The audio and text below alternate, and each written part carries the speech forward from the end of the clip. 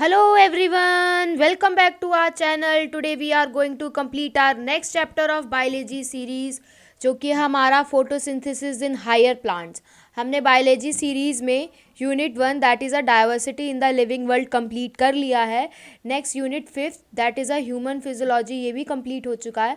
And unit 3rd that is a cell and it structure and function ये भी complete हो चुका है। अब हमने जो नई यूनिट स्टार्ट की है that is a unit 4th जो कि है हमारी प्लांट फिजियोलॉजी।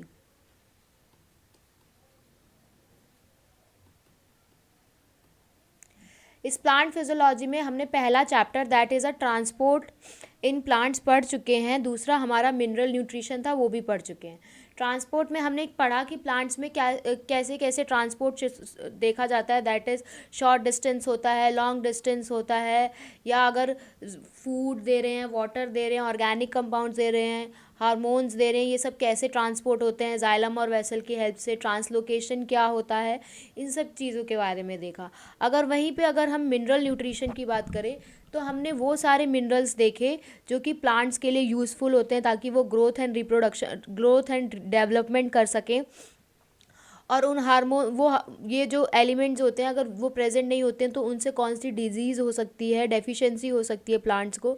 इन सारी चीज़ों के बारे में हमने देखा।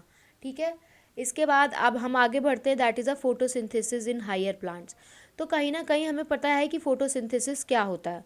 फोटोसिंथेसिस होता है जब प्लांट अपना खाना खुद बनाती है with the help of photosynthesis, तो उसको हम कहते हैं that they are autotrophs. Plants क्या होते हैं, ऑटोट्रॉफ्स होते हैं, बिकॉज जो ग्रीन प्लांट्स होते हैं या तो वो अपना खाना खुद बनाते हैं या उसे सिंथेसाइज करते हैं with the help of photosynthesis. तो प्लांट्स को हम बोलते हैं एट्रोट्रॉफ। और वहीं अगर हम हमारी बात करें, लिविंग ऑर्गेनिज्म की बात करें, तो हम लोग प्लांट्स पे डिपेंड होते हैं अपने फूड रिक्वायरमेंट के लिए। तो हम होते हैं हेट्रोट्रॉफ, कि जितने भी हमारे लिविंग ऑर्गेनिज्म हैं वो सारे ग्रीन प्लांट्स पे डिपेंड होते हैं, तो उनको हम बोलते हैं हेट्रोट्रॉफ। जो हमारा फोटोसिंथेसिस होता है वो होता क्या है, फोटोसिंथेसिस एक तरीके का फिजियोकेमिकल प्रोसेस है जिसमें हम लाइट एनर्जी को यूज़ करते हैं और ड्राइव करते हैं सिंथेसिस ऑर्गेनिक कंपाउंड्स का। ठीक है, इसके अलावा अगर हमें इसमें देखना है, इसमें हमें जितनी भी रिएक्शंस होती हैं वो लाइट रिएक्शन केमिकल एनर्जी में कैसे कन्वर्ट हो जाती है, इन सब के बारे में पढ़ेंगे आगे। चलिए यहाँ से हम आगे बढ़ते हैं that is what do we know, हमें क्या पता होना चाहिए। हमने जब एक्सपेरिमेंट किया था, बहुत सारे एक्सपेरिमेंट किए गए थे, तब वहाँ से ये कंक्लूजन निकल के आया था जो क्लोरोफिल होता है वो क्या होता है, chlorophyll is a pigment that is present in the leaves. तो वो जो क्लोरोफिल होता है, लाइट होती है और CO2 होता है, इन सब की रिक्वायरमेंट होती है फोटोसिंथेसिस के लिए।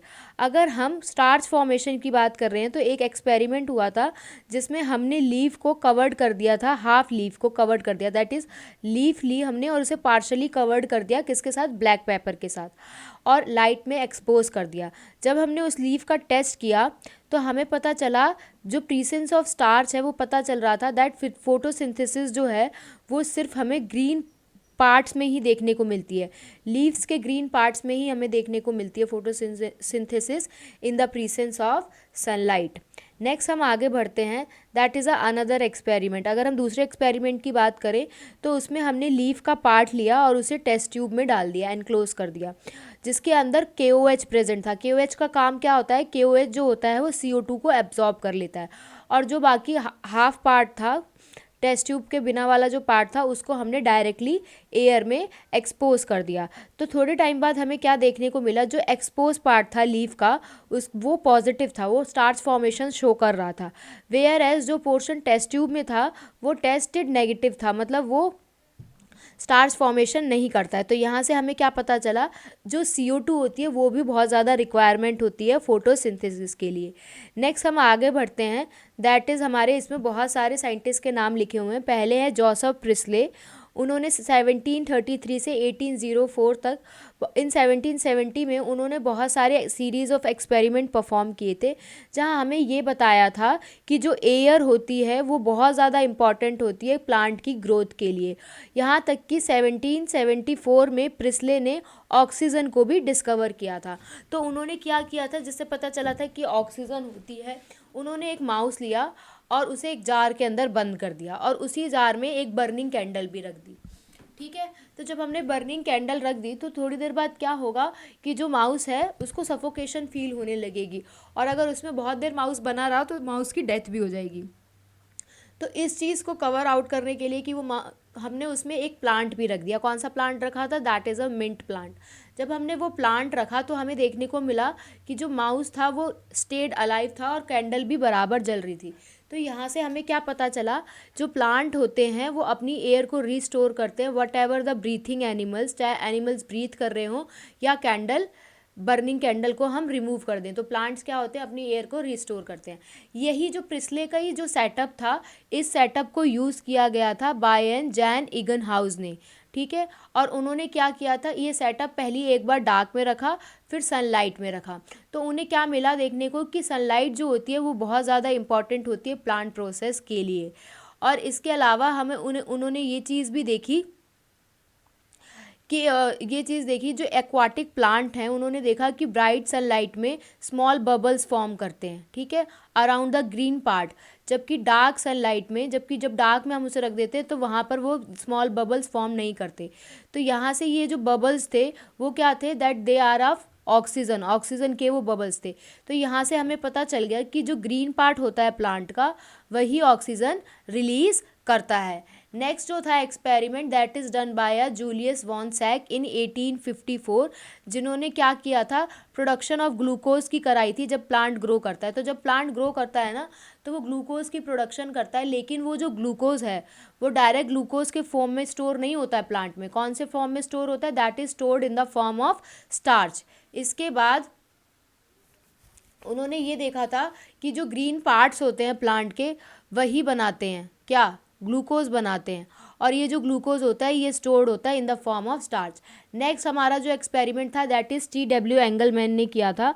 उन्होंने एक प्रिज्म लिया था और उसे एक प्रिज्म लिया था और लाइट को स्प्लिट कर दिया था स्पेक्ट्रल कंपोनेंट्स में, ठीक है, और उसके बाद उसे इल्यूमिनेट किया था ग्रीन एल्गा के साथ, दैट इज़ अ क्लोरोफोरा, जिसमें उन्होंने देखने को मिला कि जो बैक्टीरिया यूज्ड हुए थे वो साइट डिटेक्ट कर रहे थे ऑक्सीजन इवैल्यूएशन की।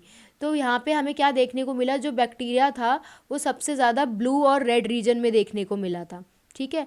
ये जो एक्शन स्पेक्ट्रम फोटोसिंथेसिस थी तो यहाँ से ये डिस्क्राइब हुई थी। इसके बाद यहाँ पे उन्होंने बताया था कि जो एब्जॉर्प्शन स्पेक्ट्रा होता है क्लोरोफिल ए और बी का, उसके बारे में अभी हम आगे पढ़ेंगे।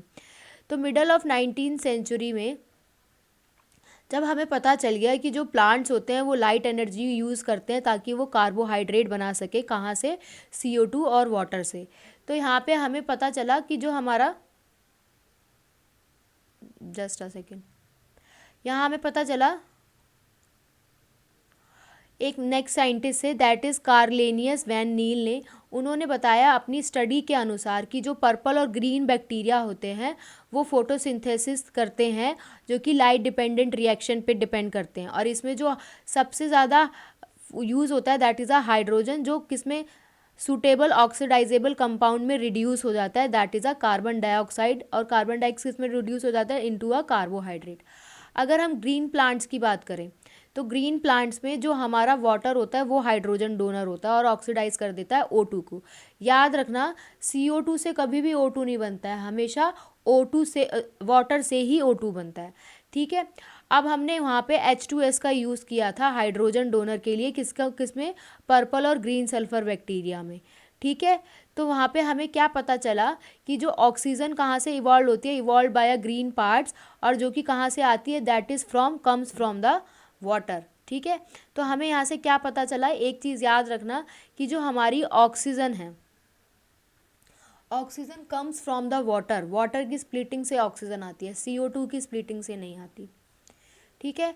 और ये जो हमारा फोटोसिंथेसिस है that is not a single reaction, कोई एक रिएक्शन नहीं है बल्कि मल्टीपल प्रोसेस है जिसे हम फोटोसिंथेसिस बोलते हैं।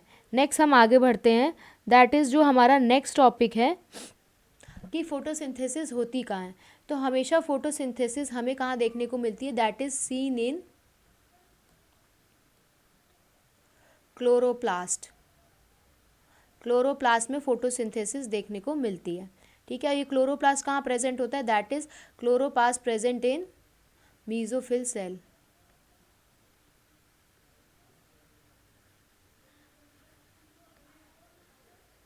ठीक है, पढ़ें आगे। हमने पहले वाले चैप्टर में देखा कि जो मीज़ोफिल सेल्स होती हैं वो लीव्स में प्रेजेंट होती है, जिनके पास बहुत ज़्यादा अमाउंट ऑफ क्लोरोप्लास्ट प्रेजेंट होता है। तो ये जो क्लोरोप्लास्ट है वो अपने आप को अलाइन कर देता है मीज़ोफिल सेल्स की वॉल की तरफ, सो दैट ताकि वो एक अच्छे से इंसिडेंट ऑप्टिमम क्वांटिटी में जितनी उन्हें लाइट चाहिए वो उस लाइट को ले सके।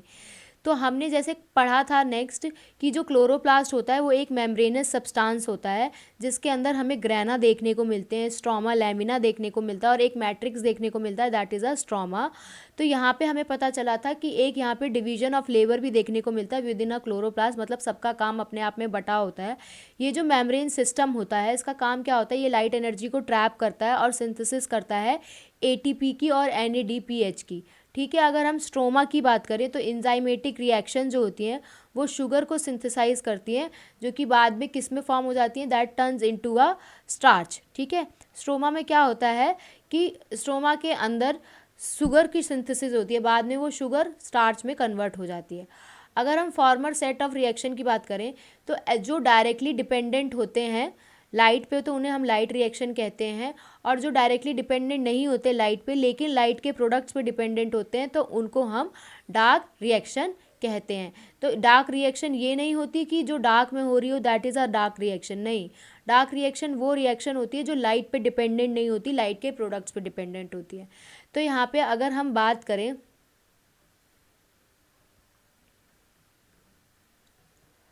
डार्क और लाइट की, तो लाइट में ये किस पे डिपेंड करती है, डिपेंड ऑन लाइट। और अगर हम डार्क रिएक्शन की बात करें तो they depend on light, light के प्रोडक्ट्स पे डिपेंड होती है, लाइट रिएक्शन के प्रोडक्ट्स पे, but directly do not dependent on light.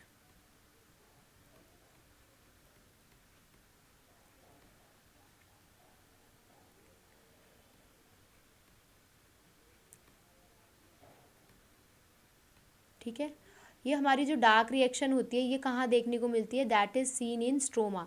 Dark reaction कहाँ देखने को मिलती है, स्ट्रोमा में। और लाइट रिएक्शन कहाँ देखने को मिलती है, दैट इज थैलाकॉइड।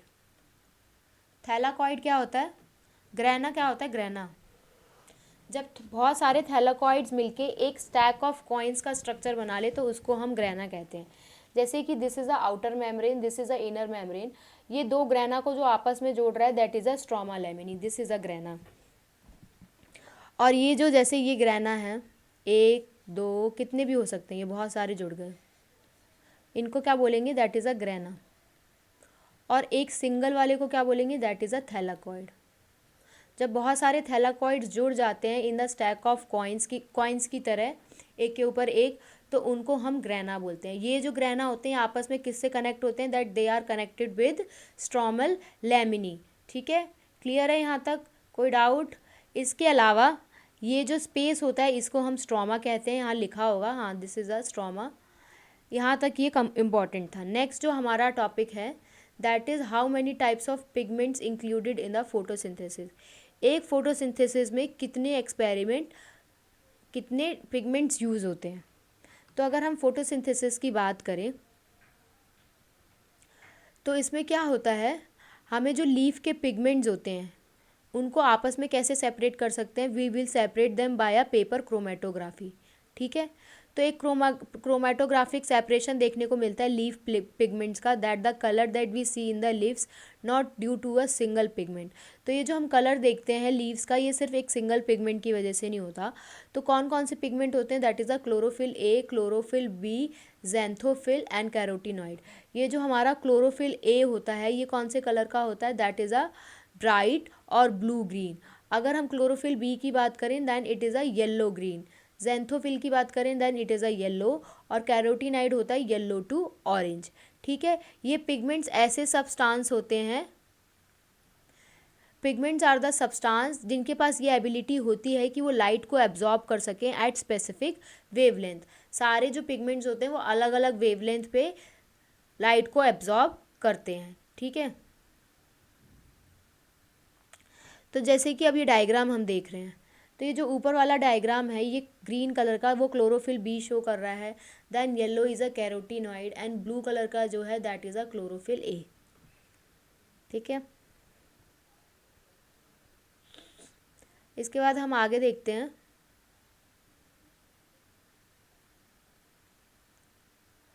जो वेवलेंथ होती है, the wavelength at which the maximum photosynthesis occur in plants, can you see that the wavelength at which there is a maximum absorption of chlorophyll A. हाँ, तो मैक्सिमम एब्जॉर्प्शन जो हो रही होती है क्लोरोफिल ए की, वो कहाँ देखने को मिलती है, ब्लू और रेड रीजन में। ब्लू और रेड रीजन में क्या देखने को मिलती है, मैक्सिमम एब्जॉर्प्शन देखने को मिलती है क्लोरोफिल ए की, जहाँ पे हमें ये पता चलता है कि वो क्या शो करते हैं, that is a higher rate of photosynthesis. क्या शो करते हैं, that they are a higher rate of photosynthesis. तो यहाँ से हमें क्या पता चलता है, जो हमारा क्लोरोफिल ए होता है it is a chief pigment associated with photosynthesis. ठीक है, क्लोरोफिल क्या होता है, that is a chief pigment associated with photosynthesis. ठीक है, इसके बाद हम आगे बढ़ते हैं, और ये हमें यहाँ से पता चल गया कि सबसे ज़्यादा मोस्ट ऑफ द फोटोसिंथेसिस कौन से रीजन में होती है, दैट इज़ अ ब्लू और red region of the spectrum में होती है। बहुत सारी फोटोसिंथेसिस वहाँ अदर वेवलेंथ में भी होती है, विजिबल स्पेक्ट्रम के किसी और वेवलेंथ में भी होती हैं। तो अगर हम बात करें क्लोरोफिल की, तो क्लोरोफिल जो होता है it is a major pigment for responsible for trapping a light और other thylakoid pigment like chlorophyll B, xanthophyll, carotenoid, इन सब को हम क्या कहते हैं, that is a accessory pigment। क्या बोलते हैं, accessory pigment। तो जो हमारा क्लोरोफिल A है, that क्लोरोफिल A ये हमारा मेजर पिगमेंट होता है। बाकी सारे जो होते हैं that they are a accessory pigments. तो जो एसेसरी पिगमेंट्स होते हैं वो क्या करेंगे, लाइट को एब्जॉर्ब करेंगे और ट्रांसफ़र कर देंगे अपनी एनर्जी क्लोरोफिल ए के पास। इसके बाद they not only enables the wide range of incoming light to be, इसके बाद ये लाइट एनर्जी को क्या करेंगे, एब्जॉर्ब करते हैं और ट्रांसफ़र कर देते हैं लाइट एनर्जी को, कहाँ, क्लोरोफिल ए के पास। तो इसका मतलब ये नहीं है कि सिर्फ वाइड रेंज ऑफ वेवलेंथ की जो लाइट आ रही होती है उसको एब्जॉर्ब करते हैं और यूटिलाइज करते हैं फोटोसिंथेसिस के लिए, लेकिन ये कवर करते हैं क्लोरोफिल ए को, ताकि वो फोटो ऑक्सीडेशन से भी प्रोटेक्ट करते हैं। कौन, that is chlorophyll B, xanthophyll and carotenoids protect the chlorophyll A from photo oxidation. Photo oxidation से बचाते भी हैं। कौन, that is a chlorophyll B, xanthophyll and carotenoid. What is the light reaction, light reaction क्या होती है, light reaction को ही हम फोटोकेमिकल फेज कहते हैं, जिसमें हमें लाइट का एब्जॉर्प्शन देखने को मिलता है, वाटर स्प्लिटिंग देखने को मिलती है, ऑक्सीजन का रिलीज देखने को मिलता है, और फॉर्मेशन करने पड़ते हैं high energy chemical intermediates like ATP and NADPH. ठीक है, ये लाइट रिएक्शन की बात हो रही है। लाइट रिएक्शन के प्रोडक्ट क्या हैं, that they are a ATP and NADPH.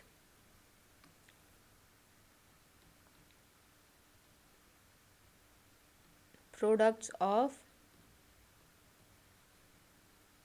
light reaction, that is ATP and NADPH।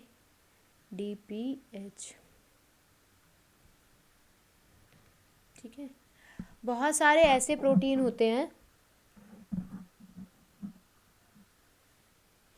Next हम आगे बढ़ते हैं।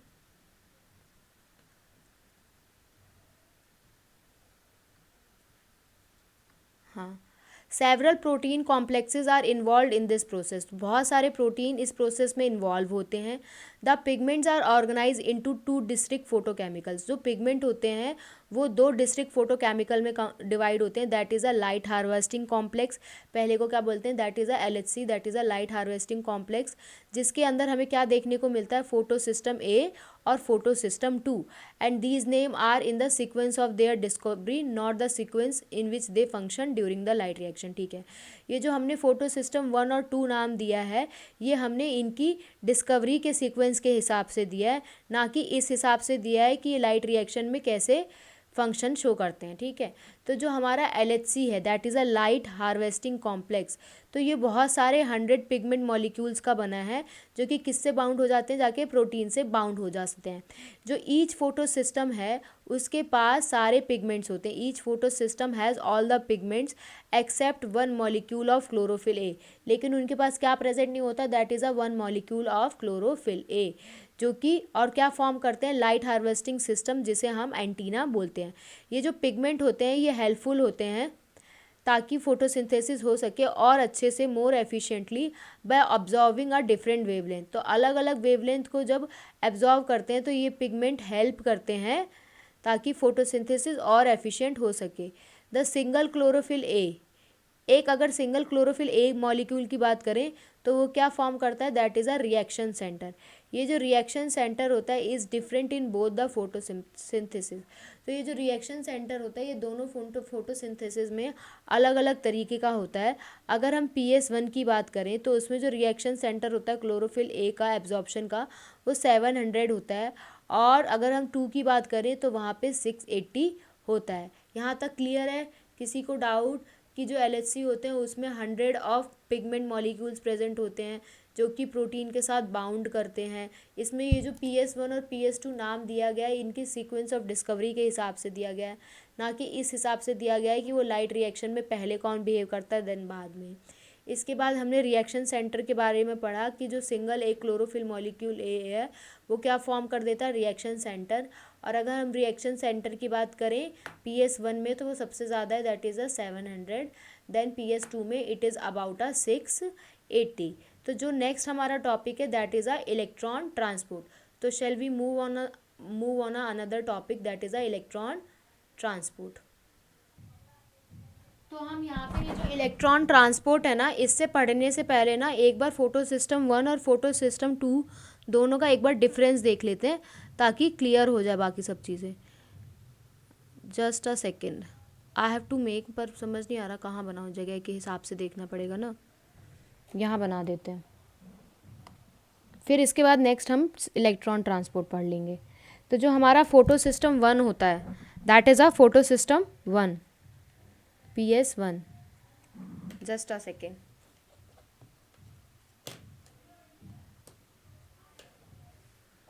फोटो सिस्टम 1 होता है, दूसरा फोटो सिस्टम 2 होता है। तो हम देख लेते हैं कि क्या होता है। 1 का जो रिएक्शन सेंटर होता है दैट इज़ अ P700, और ये इसका क्या होता है, दैट इज़ अ P680, ठीक है। ये जो PS1 है ये कहाँ प्रेजेंट होता है, ये PS1 lies outer surface of, अभी ये सब बताऊंगी, लिख लेते हैं ताकि हमें याद रहे। Outer surface of thylakoid. और अगर हम इसकी बात करें PS2 की तो ये inner surface of the thylakoid में प्रेजेंट होता है, lies inner surface of thylakoid, ठीक है। नेक्स्ट जो है, अगर हम PS1 की बात करें तो इसमें स्प्लिटिंग ऑफ वाटर देखने को नहीं मिलता है।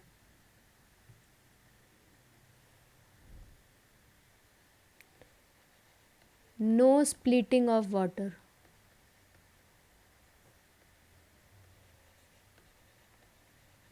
और अगर बात करें यहाँ पे तो यहाँ पे होती है स्प्लिटिंग ऑफ वाटर, सेकंड वाले में ही स्प्लिटिंग ऑफ वाटर होती है। इसके बाद ये जो PS1 है ये हमारा साइक्लिक और नॉन साइक्लिक दोनों में पार्टिसिपेट करता है, participate in both cyclic and non cyclic. और ये जो हमारा PS2 होता है ये सिर्फ नॉन साइक्लिक फोटोफॉस्फोराइलेशन में देखने को मिलता है, only in non cyclic photophosphorylation, ठीक है। क्लियर है यहाँ तक? अब हम नेक्स्ट अपना पढ़ते हैं इलेक्ट्रॉन ट्रांसपोर्ट सिस्टम के बारे में। तो जो हमारा इलेक्ट्रॉन ट्रांसपोर्ट सिस्टम होता है ये क्या करता है, ठीक है। इसका इलेक्ट्रॉन ट्रांसपोर्ट सिस्टम का डायग्राम यहाँ पे देखते हैं।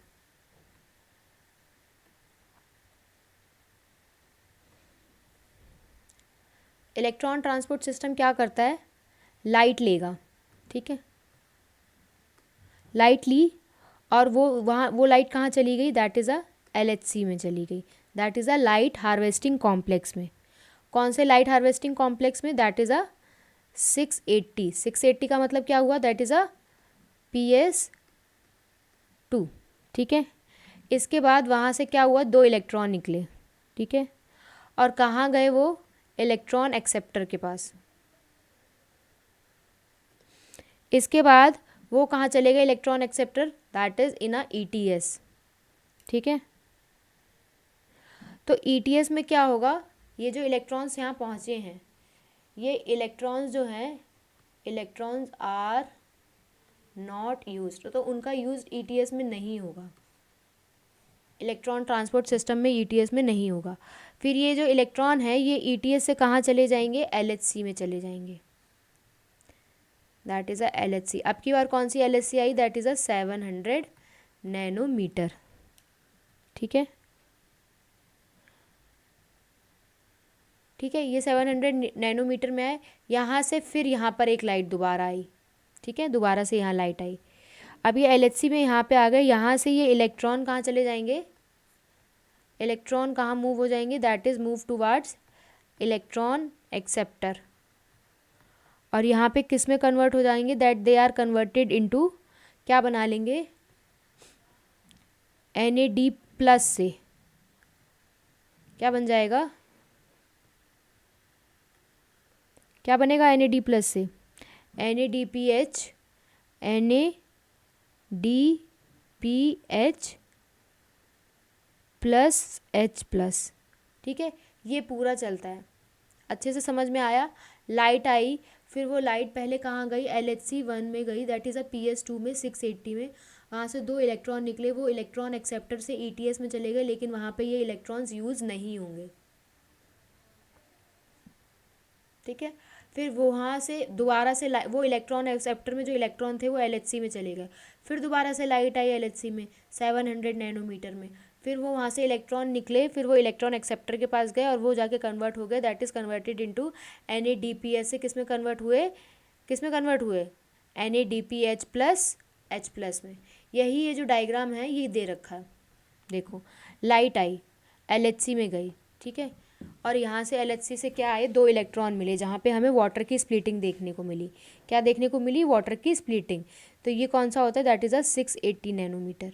तो वाटर की जब स्प्लिटिंग हुई तो 2 इलेक्ट्रॉन LHC में चले गए, वो LHC से इलेक्ट्रॉन कहाँ चले गए, इलेक्ट्रॉन एक्सेप्टर में। यहाँ पर क्या हुआ, इलेक्ट्रॉन एक्सेप्टर से फिर वो कहाँ गए, इलेक्ट्रॉन ट्रांसपोर्ट सिस्टम में चले गए। तो यहाँ पे वो इलेक्ट्रॉन्स यूज़ नहीं होंगे और ये किस में, ADP से ATP में कन्वर्ट हो जाएगा। फिर ये LHC में जो इलेक्ट्रॉन पहुँच गए, यहाँ पे फिर से लाइट आई और फिर से वो इलेक्ट्रॉन कहाँ चले गए, that they electron moves toward the electron acceptor, फिर से इलेक्ट्रॉन एक्सेप्टर पे गए और जहाँ पे जाके ये NADP+ जो था वो किस में कन्वर्ट हो गया, NADPH में। क्लियर है, इसी को हम लाइट रिएक्शन कहते हैं और इसी चीज़ को नॉन साइक्लिक फोटोफोस्फोराइलेशन भी कहते हैं। This is a non cyclic photophosphorylation और इसी को हम Z स्कीम भी बोलते हैं, ठीक है। चलो नेक्स्ट देखो, ये in a photo system 2 the reaction centre is absorb 680 nanometre wavelength of a red light, ठीक है। फोटो सिस्टम 2 पे क्या हुआ, 680 नैनोमीटर की लाइट पे इलेक्ट्रॉन को एब्जॉर्ब किया, वेवलेंथ को रेड लाइट की, और इलेक्ट्रॉन को कॉज किया कि वो एक्साइट हो जाएं और जंप हो जाएं into a orbit farther than a atomic nucleus. थोड़े इलेक्ट्रॉन्स जो हैं वो एक्साइटेड हो जाएं, इसके बाद जंप कर जाएं दूसरे ऑर्बिट में, फिर वहाँ से वो इलेक्ट्रॉन पिकअप हुए किसकी हेल्प से, इलेक्ट्रॉन एक्सेप्टर की हेल्प से, और बाद में कहाँ चले गए, इलेक्ट्रॉन ट्रांसपोर्ट सिस्टम में चले गए, जिसके पास क्या थे, साइटोक्रोम्स प्रेजेंट थे। इसके बाद the movement of electron is down hill, यहाँ पे इलेक्ट्रॉन का जो मूवमेंट था कैसा था, डाउन हिल था, in terms of oxidation reduction और रिडॉक्स पोटेंशियल रिएक्शन। इसके बाद ये जो इलेक्ट्रॉन्स हैं ये यूज्ड अप नहीं होंगे, कहाँ, इलेक्ट्रॉन ट्रांसपोर्ट सिस्टम में यूज अप नहीं होंगे, वहाँ से आगे पास ऑन हो जाएंगे और कहाँ चले जाएंगे, फोटो सिस्टम 1 में। फोटो सिस्टम 1 क्या है, that is a 700 nanometre. Simultaneously electron in the reaction centre, जो कि PS1 में इलेक्ट्रॉन्स थे, वो एक्साइट हो गए और they receive a red light करिए वेवलेंथ 700 नैनोमीटर। इसके बाद वो दोबारा से दूसरे एक्सेप्टर के पास चले जाएंगे और वहाँ पर दोबारा से ग्रेटर रिडॉक्स पोटेंशियल होगा। अब की बार भी जो इलेक्ट्रॉन है उनका मूवमेंट कैसा है, that is a down hill. इस टाइम पे वो एक एनर्जी रिच NADPS के साथ एडिशन होगा, जो कि किस में कन्वर्ट हो जाएगा, NADPH प्लस H+। ये जो पूरा सीक्वेंस है जिसमें इलेक्ट्रॉन का ट्रांसफ़र हुआ है, जो कि PS2 से स्टार्ट हुआ है, फिर वो अपहिल गया टू द एक्सेप्टर के पास, फिर वो डाउन गया टू द इलेक्ट्रॉन ट्रांसपोर्ट के पास, फिर वो PS1 में गया, फिर से दोबारा एक्साइटेशन हुई है इलेक्ट्रॉन की, फिर वो दोबारा किसी एक्सेप्टर ने उन्हें एक्सेप्ट किया है और फिर से दोबारा फाइनली डाउन हिल हो गए हैं NADP प्लस से किस में रिड्यूस हो गए, NADPH में। तो इसी को हम जेड स्कीम कहते हैं due to the characteristics of a shape, इसकी शेप की वजह से। And this shape is formed when all the carriers are placed in the sequence on a redox potential scale. और ये जो शेप है ये कब फॉर्म होती है, जब सारे के सारे जो कैरियर्स हैं वो अपनी जगह पे प्लेस्ड होते हैं इन the sequence of redox potential scale. और इसी जेड स्कीम वाले को हम क्या बोलते हैं, that is a non cyclic photophosphorylation. This is a Z scheme ना, इसी को हम क्या बोलते हैं, नॉन साइक्लिक फोटोफॉस्फोराइलेशन। क्लियर है यहाँ तक, कोई डाउट? नेक्स्ट आगे हम देखते हैं, that is a splitting of water. अगर हम स्प्लिटिंग ऑफ वाटर की बात कर रहे हैं तो इलेक्ट्रॉन्स जो हैं वो मूव कर जाएंगे। इलेक्ट्रॉन्स कहाँ मूव किए, PS2 में चले जाएंगे और this is achieve by electron available due to splitting. तो ये जो स्प्लिटिंग ऑफ वाटर है ये हमें कहाँ देखने को मिलता है, that they are associated with PS2, यहाँ पे मैंने लिखा भी हुआ है, ठीक है, जहाँ पे वो 2 हाइड्रोजन में कन्वर्ट हो जाएगा और 1 ऑक्सीजन में, और क्रिएट कर देगा oxygen and one of the product of a photosynthesis. ठीक है, यहाँ पे अगर हम एम्फिसाइज करें तो ये जो वाटर स्प्लिटिंग कॉम्प्लेक्स है ये PS2 में तो होता ही है। तो ये PS2 कहाँ प्रेजेंट होता है, that is located inner side of the thylakoid membrane. Membrane की इनर साइड पे PS2 देखने को मिलता है। ठीक है, अब हम आते हैं that is cyclic and non cyclic photophosphorylation पे। तो living organism have a capability of extracting a energy from oxidisable substance and store in the form of bond energy. ठीक है, लिविंग ऑर्गेनिज्म होते हैं उनके पास ये कैपेबिलिटी होती है कि वो एनर्जी को एक्सट्रैक्ट कर सके ऑक्सीडाइजेबल सब्सटेंस के फॉर्म में और उन्हें स्टोर कर सके बॉन्ड एनर्जी की फॉर्म में। सम सब्सटेंसेज ऐसे होते हैं जैसे कि ATP, उनके पास भी वो एनर्जी कैरी करते हैं केमिकल बॉन्ड्स में। ये जो प्रोसेस होता है,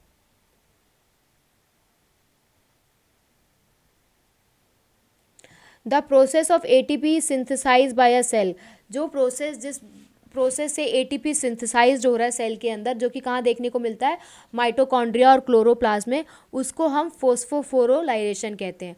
और फोटोफॉस्फोराइलेशन होता है जब सिंथेसिस होती है ATP की from ADP and inorganic phosphate in the presence of light. ठीक है, फोस्फोराइलेशन पता चल गया क्या होता है। फोस्फोराइलेशन होता है जब ATP की सिंथेसिस होने लगे सेल्स के अंदर, और उसी ATP की सिंथेसिस हो ADP से और इनऑर्गेनिक फॉस्फेट से ATP बने in the presence of light, तो उसको हम क्या कहेंगे, दैट इज़ अ फोटोफॉस्फोराइलेशन। तो जब दोनों फोटो सिस्टम वर्क करते हैं सीरीज में, ठीक है, when both the photo system are work, when दोनों फोटो सिस्टम वर्क करते हैं, पहला PS2 करेगा फिर PS1 करेगा, उस प्रोसेस को हम क्या कहेंगे, that is a non cyclic photophosphorylation, जिसे हम जेड स्कीम भी बोलते हैं। ये जो 2 फोटो सिस्टम होते हैं एक दूसरे से कनेक्टेड होते हैं, किसकी वजह से, इलेक्ट्रॉन ट्रांसपोर्ट चेन की वजह से, जिसे हम जेड स्कीम भी बोलते हैं। जैसे हमने जेड स्कीम में देखा जहाँ पे हमारा ATP और NADPH H+ जो होता है सिंथेसाइज्ड हो जाता है इस काइंड ऑफ इलेक्ट्रॉन फ्लो में। अगर हमारा सिर्फ PS1 चल रहा है, ठीक है, ध्यान रखना, if when only PS1 is functional, सिर्फ एक ही PS1 चल रहा है, ठीक है, तो इलेक्ट्रॉन जो है वो सर्कुलेट हो जाएंगे फोटो सिस्टम के अंदर, और ये जो फोस्फोराइलेशन है वो अकर होगा due to cyclic flow of electron. तो ये पॉसिबल लोकेशन कहाँ ये देखने को कहाँ मिलेगा, that is happening in a stroma lamellae. कहाँ देखने को मिलेगा, स्ट्रोमा लैमिनी में। वाइल द मेम्ब्रेन और अ लैमिनी ऑफ द ग्रेना, जो मेम्ब्रेन होती है या जो लैमिना होता है ग्रेना के, उनके पास PS1 और PS2 होते हैं।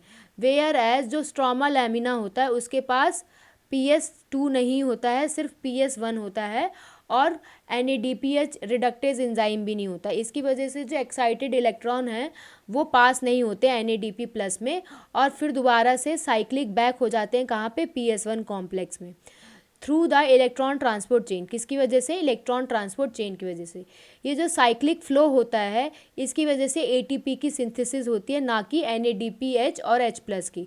तो जो हमारा साइक्लिक फोस्फोराइलेशन होता है वो सिर्फ कब काम करता है, when a wavelength beyond 680 nanometre are available. ठीक है, तो हमारा साइक्लिक फोस्फोराइलेशन में सिर्फ PS2 इन्वॉल्व होता है। कौन इन्वॉल्व होता है,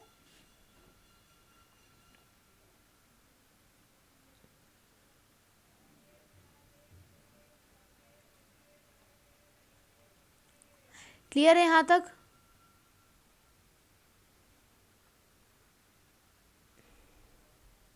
तो जो साइक्लिक फोस्फोराइलेशन होता है, अगर हम साइक्लिक फोस्फोराइलेशन की बात कर रहे हैं तो साइक्लिक फोस्फोराइलेशन में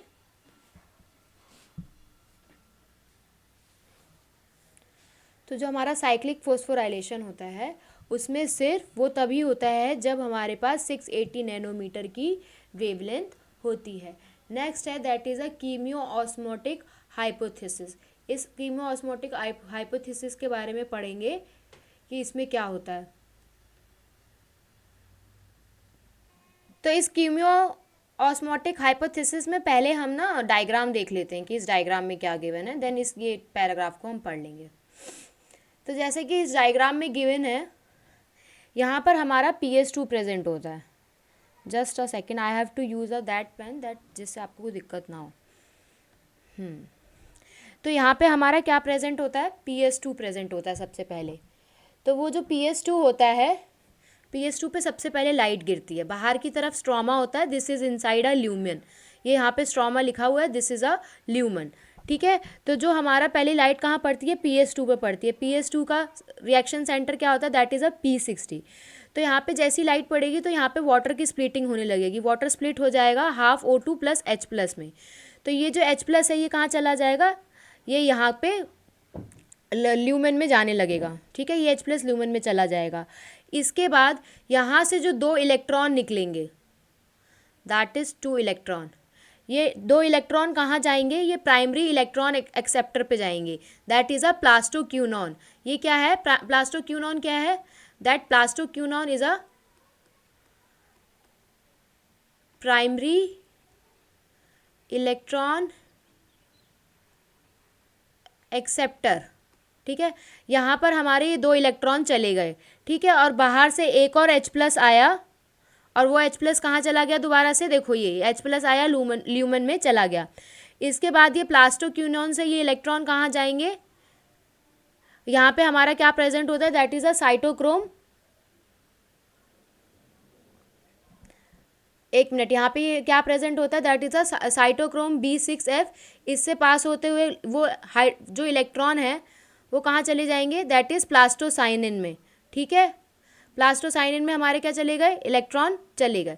इसके बाद जैसे ही प्लास्टोसाइनिन में जाएंगे तो प्लास्टोसाइनिन से फिर ये हमारा PS1 मिलेगा। इस PS1 में फिर से लाइट गिरेगी। ठीक है, लाइट जैसी ही आएगी तो यहाँ पे NADPH का रिडक्टेज हो जाएगा, मतलब जो ये हमारा NADPH+ है वो किस में रिड्यूस हो जाएगा, NADPH में रिड्यूस हो जाएगा। ठीक है, इसके बाद यहाँ पर इसके अंदर हमें बहुत सारे प्रोटीन ग्रेडियंट हो जाएंगे इनसाइड द ल्यूमन। ल्यूमन के अंदर बहुत ज़्यादा प्रोटीन ग्रेडियंट हो जाएगा, जिसकी वजह से जो H+ का जो H+ जो प्रेजेंट है यहाँ ल्यूमन में, ये स्ट्रोमा में चले जाएंगे। ठीक है, और किसका सिंथेटेज कर देंगे, ये ATP सिंथेटेज की प्रेजेंस में ADP से ATP में कन्वर्ट कर देंगे। किस में कन्वर्ट कर देंगे, ATP सिंथेटेज में की प्रेजेंस में ADP से ATP में कन्वर्ट कर देंगे। और यहाँ पे बहुत ज़्यादा ल्यूमन में क्या हो जाते हैं, हाइड्रोजन आयन प्रेजेंट हो जाते हैं। फिर ये यहाँ से स्ट्रोमा से बाहर आते हैं, स्ट्रोमा से बाहर आएंगे। और एडीपी से एटीपी किसकी प्रेजेंस में कन्वर्ट होगा, that is a ATP synthase. यही पूरा है ATP synthesis through a chemiosmosis. तो चलिए अब हम आगे देख लेते हैं अपना, ये जो कुछ भी लिखा है इसको पढ़ लेते हैं। That is ATP synthesize in the chloroplast. हमें पता है एटीपी कहाँ सिंथेसाइज होता है, क्लोरोप्लास्ट में। The chemo osmotic hypothesis has been put forward to explain the mechanism. तो ये जो कीमियो ऑस्मोटिक हाइपोथेसिस है, ये एटीपी की मैकेनिज्म, ये जो एटीपी सिंथेसाइज्ड हुआ है ये कैसे हुआ है, इसकी मैकेनिज्म के लिए ये हम कीमियो ऑस्मोटिक हाइपोथेसिस करते हैं। लाइक रेस्पिरेशन की तरह, जैसे कि हमने रेस्पिरेशन में देखा, फोटोसिंथेसिस में भी एटीपी जो सिंथेसिस होती है वो लिंक्ड होती है, किससे लिंक्ड होती है, प्रोटॉन ग्रेडियंट के डेवलपमेंट से लिंक होती है across a membrane. This time these are the membrane of thylakoid. तो ये जो मेम्ब्रेन होती है क्या होती है, मेम्ब्रेन ऑफ थैलाकॉइड की होती है। There is a one difference though, here is a proton accumulation is toward the inside of the membrane. ठीक है, तो प्रोटोन का एक्यूमुलेशन मतलब प्रोटोन जो है सबसे ज़्यादा कहाँ देखने को मिलेंगे, मेम्ब्रेन के अंदर, इनसाइड, और उस इनसाइड मेम्ब्रेन को क्या कहते हैं, दैट इज अ ल्यूमन। और रेस्पिरेशन में क्या होता है, प्रोटोन का एक्यूमुलेशन कहाँ देखने को मिलता है, इंटर मेम्ब्रेन स्पेस में। ठीक है, क्लियर हो गया। रेस्पिरेशन में हमें प्रोटोन का एक्यूमुलेशन देखने को मिलेगा inter membrane space of mitochondria में, जबकि हमारा ये फोटोसिंथेसिस में क्या होता है, प्रोटोन का एक्यूमुलेशन मतलब प्रोटोन कहाँ इकट्ठे हुए होते हैं, that is in a lumen. When electron moves through a ETS, जब इलेक्ट्रॉन कहाँ से मूव होता है, ईटीएस के थ्रू। तो इन सारी चीज़ों को समझने के लिए लेट्स यहाँ पे देखते हैं क्या क्या पॉइंट गिवन है। पहले तो स्प्लिटिंग ऑफ वाटर मॉलिक्यूल होगी। ठीक है, किसकी प्रेजेंस में, PS2 की प्रेजेंस में क्या होगी, स्प्लिटिंग ऑफ वाटर मॉलिक्यूल होगी। इसके बाद on the inner side of the membrane, membrane के अंदर की तरफ होगी, यहाँ अंदर हो रही है ना, that is the inner side of a membrane. फिर दो प्रोटॉन्स और hydrogen ion that are produce by the splitting of water accumulate within a lumen of the thylakoid. ठीक है, इसके बाद जो भी प्रोटॉन्स हैं या जो हाइड्रोजन आयन प्रोड्यूस हुए हैं वाटर की स्प्लिटिंग की वजह से, वो सारे के सारे हाइड्रोजन आयन कहाँ एक्यूमुलेट हो जाएंगे, ल्यूमन में एक्यूमुलेट हो जाएंगे। किसके ल्यूमन में, थैलाकॉइड के ल्यूमन में। Next, as electron moves through the photo system, फिर इसके बाद ये जो इलेक्ट्रॉन है वो फोटो सिस्टम के थ्रू मूव होते रहेंगे। प्रोटॉन ट्रांसपोर्टेड करेंगे अक्रॉस द मेम्ब्रेन, और प्रोटॉन कैसे ट्रांसपोर्ट करेंगे, across the membrane. This is happen because the primary acceptor of electron which is located towards the outer side of the membrane transfer its electron not to an electron carrier but to N hydrogen carrier. ठीक है, तो यहाँ पे जो हमारा primary acceptor दिया हुआ है इलेक्ट्रॉन का, उसका नाम क्या होता है, दैट इज अ प्लास्टोक्यूनिनॉन।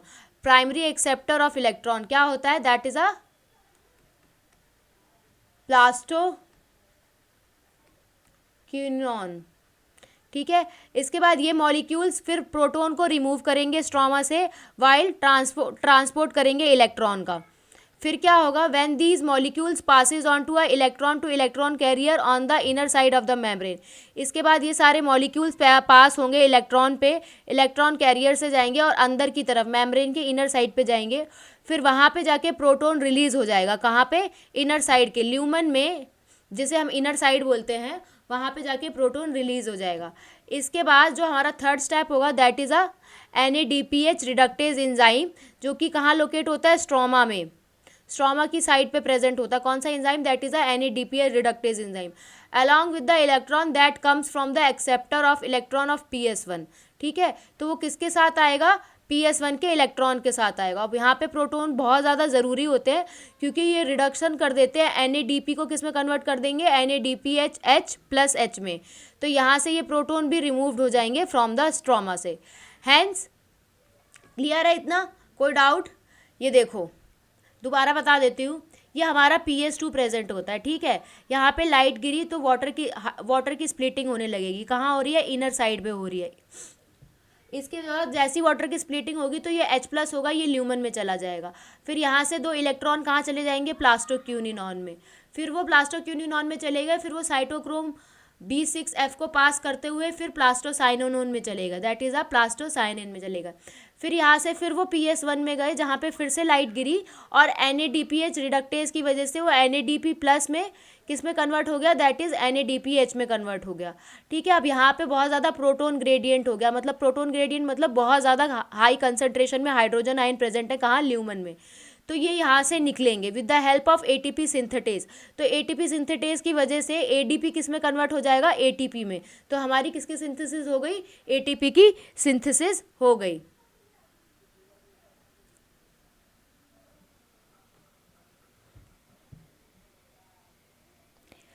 इसके बाद with in a chloroplast proton in the stroma decreases the number. ठीक है, क्लोरोप्लास्ट के अंदर प्रोटोन जो स्ट्रोमा में प्रेजेंट होते हैं, मतलब जो बाहर की साइड होते हैं, वहाँ पे जो प्रोटॉन्स होते हैं वो बहुत कम होते हैं।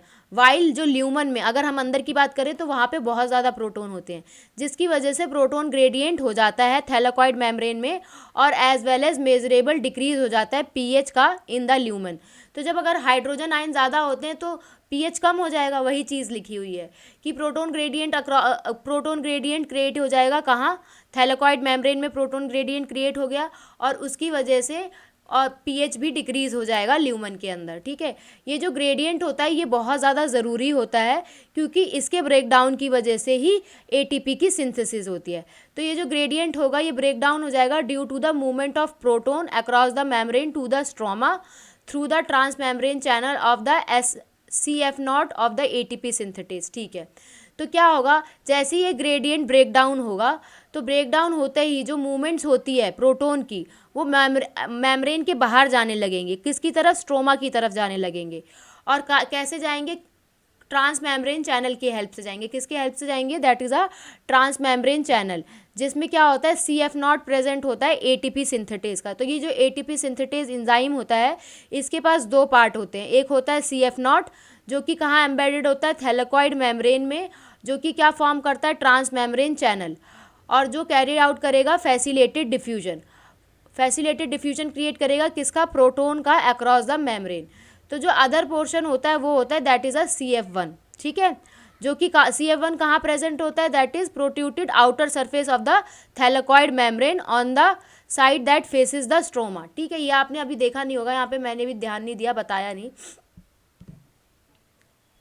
ये देखो हमारा ये जो CF0 है ये हमारा अंदर की तरफ प्रेजेंट होता है, और ये दैट इज़ अ CF1 ये हमारा बाहर की तरफ, जो थैलेकॉइड की मेम्ब्रेन होती है उसके बाहर की तरफ होता है, मतलब स्ट्रोमा की तरफ इसका फेस होता है, क्योंकि ये स्ट्रोमा होता है ना बाहर वाला और अंदर वाला ल्यूमन होता है, तो स्ट्रोमा की तरफ होता है, वही चीज़ लिखी हुई है। तो जैसे ब्रेक डाउन होगा ग्रेडियंट का तो वो एक इनफ एनर्जी प्रोवाइड कर देगा ताकि एक कन्फर्मेशनल चेंज आ जाए किसमें, CF1 के पार्टिकल में, ताकि एटीपी सिंथेसिस जो है वो एंजाइम को सिंथेसाइज करे और बहुत सारे मॉलिक्यूल्स ऑफ एनर्जी पैक कर दे किसकी फॉर्म में, एटीपी की फॉर्म में। तो इस क्यूमियो ऑस्मोसिस में किस चीज़ की रिक्वायरमेंट होती है, क्या क्या हमें देखने को मिला, क्या क्या ज़रूरी है, दैट इज़ पहले एक मेम्ब्रेन होनी चाहिए, प्रोटोन पंप होना चाहिए, एक प्रोटोन ग्रेडियंट होना चाहिए, और एटीपी सिंथेटेज होना चाहिए। ठीक है, इन सब चीज़ की रिक्वायरमेंट होगी।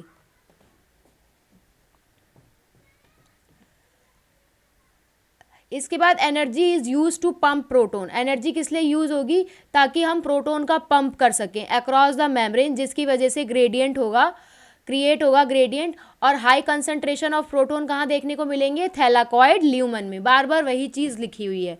एटीपी सिंथेटेज जो होता है वो ऐसा चैनल होता है जो डिफ्यूजन को अलाउ करता है, ताकि जो प्रोटोन है वो मेम्ब्रेन को क्रॉस कर सके और इनफ एनर्जी रिलीज करते हैं, ताकि एटीपी सिंथेटेज जो है, एटीपी सिंथेटेज एंजाइम जो है वो एक्टिवेट हो जाए और वो कैटलाइज कर दे formation of ATP along with the NADPH produce. तो NADPH जो प्रोड्यूस हुआ है मूवमेंट ऑफ इलेक्ट्रॉन की वजह से, उसके साथ साथ एटीपी भी इमीडिएटली प्रोड्यूस हो जाता है in the biosynthetic reaction taking places in the stroma, और जो कि कहाँ प्रोड्यूस होता है, that is in a stroma, जो कि रिस्पॉन्सिबल है for fixing a CO2 and synthesis of sugar. और ये किसके लिए रिस्पॉन्सिबल होते हैं, एटीपी और NADPH, that they are responsible for CO2 को फिक्स करने के लिए और सिंथेसिस ऑफ शुगर के लिए। So where are the ATP और NADPH कहाँ यूज होते हैं। अब यहाँ पे चलते हैं कि एटीपी और ये NADPH जो है ये यूज कहाँ होते हैं। तो ये किसके प्रोडक्ट हैं, जस्ट अ सेकेंड। तो हमें ये पता चल गया that the products of light reaction, कौन कौन से प्रोडक्ट हैं, दैट इज ATP, NADPH और O2, ठीक है। तो जो O2 है वो क्लोरोप्लास्ट से डिफ्यूज़ हो जाता है, वाइल जो ATP और NADPH है वो प्रोसेस को ड्राइव करता है ताकि फूड की जो है सिंथेसिस हो सके मोर एक्यूरेटली शुगर, किसकी बात कर रहे हैं, ज़्यादा एक्यूरेटली शुगर की बात कर रहे हैं। इसी को हम बायोसिंथेटिक फेज कहते हैं और यही डार्क रिएक्शन भी है। The process does not directly depend on the presence of light, ठीक है। ये क्या कौन सा प्रोसेस होता है जो डायरेक्टली किस पे डिपेंडेंट नहीं होता है, लाइट पे डिपेंडेंट नहीं होता है, पर लाइट के प्रोडक्ट पे होता है, लाइक ATP, NADPH और इसके अलावा CO2 और वाटर भी होता है, ठीक है। तो क्या हम इस बायोसिंथेटिक फेज को डार्क रिएक्शन कह सकते हैं? हाँ, कह सकते हैं। नेक्स्ट आगे हम बढ़ते हैं। तो जो हमारा ATP और NADPH हैं जो ये बायोसिंथेटिक फेज में यूज़ हो रहे हैं, पहले क्या होगा, CO2 जो होता है जब वो वाटर के साथ कंबाइंड होता है तो वो एक ग्लूकोज की फॉर्म दे देता है या शुगर दे देता है, ठीक है। इसके बाद यहाँ पे हम किसका यूज़ करेंगे, यहाँ पे हम रेडियो आइसोटोप्स का यूज़ करेंगे, जिसमें मेल्विन कैल्विन का काम था। और उन्होंने कौन सा रेडियो एक्टिव यूज़ किया था, 14 कार्बन यूज़ किया था। किस में किया था, दैट इज़ एल्गा फोटोसिंथेसिस की स्टडी करी थी, जिसमें पहला जो CO2 फिक्सेशन प्रोडक्ट हमें मिला था that is C3 carbon compound, ठीक है। कौन से साइंटिस्ट थे, दैट इज़ मेल्विन कैल्विन। और कौन सा रेडियो आइसोटोप यूज़ किया था, दैट इज़ कार्बन 14 और किसके साथ, दैट इज़ एल्गा के साथ, ठीक है। और पहली जो CO2 फिक्सेशन प्रोडक्ट दिया था दैट इज़ कौन सा दिया था, दैट इज़ 3 कार्बन प्रोडक्ट दिया था। और उसी को हम, इसी बायोसिंथेटिक पाथवे को हम क्या बोलते हैं, कैल्विन साइकिल भी कहते हैं उनके नाम के बाद। और ये जो पहला प्रोडक्ट जो था वो क्या था, दैट इज़ 3-फॉस्फोग्लिसरिक एसिड, जिसे हम PGA भी कहते हैं, ठीक है।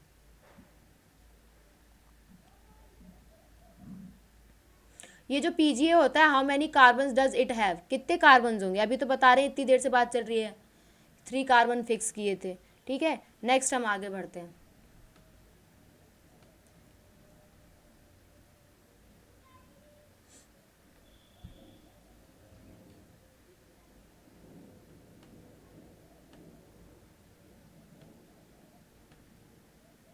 एक just a second, I don't know why कि बार बार इतना ज़्यादा ब्लर हो जाता है।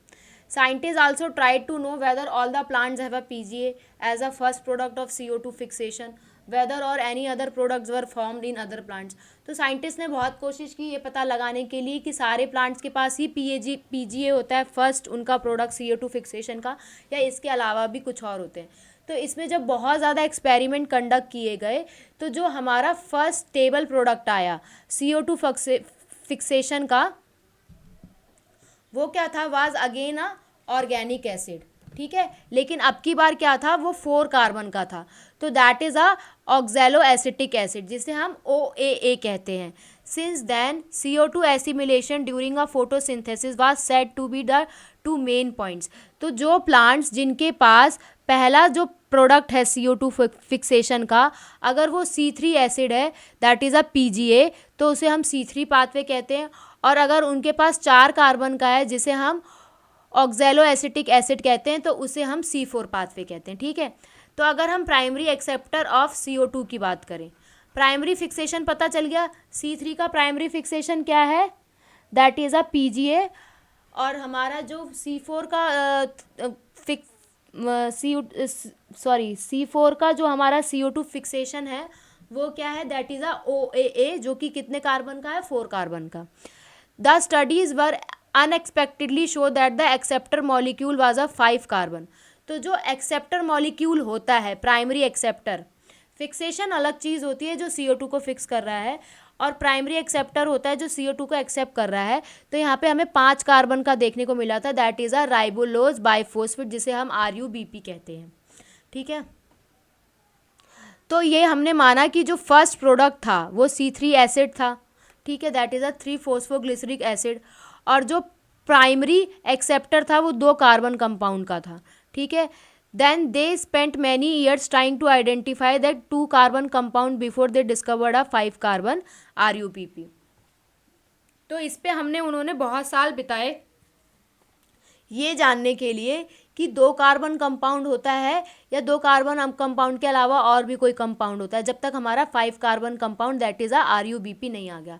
तो चलिए let's begin the Calvin cycle. ठीक है, तो केल्विन और उसके सारे को वर्कर्स ने ये पूरे पाथवे को वर्कड आउट किया और ये बताया कि ये जो पाथवे है that is operated in a cyclic manner. RUBP was regenerated, और RUBP जो होता है वो रीजनरेट हो जाता है। और ये केल्विन पाथवे जो किस लिए ऑपरेट करता है, that is operate when where the sugar is synthesize. Sugar क्या होती है, सिंथेसाइज होती है। तो केल्विन पाथवे जो होता है वो जितनी भी फोटोसिंथेटिक प्लांट्स हैं, जो भी फोटोसिंथेटिक प्लांट हैं उन सब में देखने को मिलता है। इट डज नॉट मैटर, और उससे कोई फ़र्क नहीं पड़ता कि whether they have a C3 और अ C4 पाथवे। जितने भी ऐसे प्लांट्स हैं जिनमें फोटोसिंथेसिस होती है उन सब में हमें केल्विन साइकिल देखने को मिलेगी। तो केल्विन साइकिल क्या होती है, दैट इज़ पहले इसमें स्टेप होता है carboxylation. Carboxylation is a fixation of a CO2 into a stable organic intermediate. Carboxylation का काम क्या होता है, ये CO2 को फिक्स करता है इनटू ए स्टेबल ऑर्गेनिक इंटरमीडिएट। कार्बोक्सिलेशन जो होता है it is one of the most crucial step of a Calvin cycle, जिसमें हम CO2 को यूटिलाइज करते हैं ताकि RUBP का कार्बोक्सिलेशन हो सके। ये जो रिएक्शन है, इस रिएक्शन के लिए कौन सा एंजाइम होता है, इस रिएक्शन के लिए कौन सा एंजाइम यूज होता है, that is a enzyme called RUBP carboxylase, जिसकी वजह से 2 मॉलिक्यूल्स ऑफ 3 PGA मिलते हैं। Since this enzyme has an oxygenation activity, so it would be more correct that it is called as a RUBP carboxylase oxygenase। ठीक है, क्योंकि इस enzyme के पास ऑक्सीजनेशन एक्टिविटी भी है, तो इससे अच्छा ये होगा इसे हम RUBP कार्बोक्सिलेज ऑक्सीजनेज बोलें। ठीक है, दैट इज़ अ रूबिस्को। तो यहाँ पर ये क्या होता है, ये हाँ देखो, ये हमारा ये डायग्राम देखो, ये that is a Calvin cycle जिसे हम C3 साइकिल कहते हैं। तो ये RUBP हमारा 5 कार्बन कंपाउंड है। ठीक है, एटमॉस्फेयर से CO2 आई। ठीक है, क्या आई, CO2। तो ये 5 और एक 1 6 कार्बन हो गए। कार्बोक्सिलेशन हुआ तो ये हमारे 6 कार्बन बनना चाहिए। ठीक है, लेकिन ये जो 3 फॉस्फोग्लिसरेट होता है ये क्या होता है, ये 3 कार्बन होता है। तो 3 कार्बन है, तो यहाँ पे हम मल्टीप्लाई बाय 2 कर दें तो 6 कार्बन आ जाएंगे। इसके बाद अगर यहाँ पे इस 3 फॉस्फोग्लिसरेट की रिडक्शन होगी तो ये क्या हो जाएगा, ATP और NADPH को रिड्यूस कर देगा ADP में और NADPS प्लस में। ठीक है, जहाँ पे हमें ट्रायोस फॉस्फेट मिलेंगे। ठीक है, दैट इज़ अ 3PGL। ये भी कौन से कंपाउंड के होते हैं, that is a 3 carbon compound. और यहाँ रीजनरेशन में भी फिर से दोबारा ATP से ADP में कन्वर्ट हो जाता है।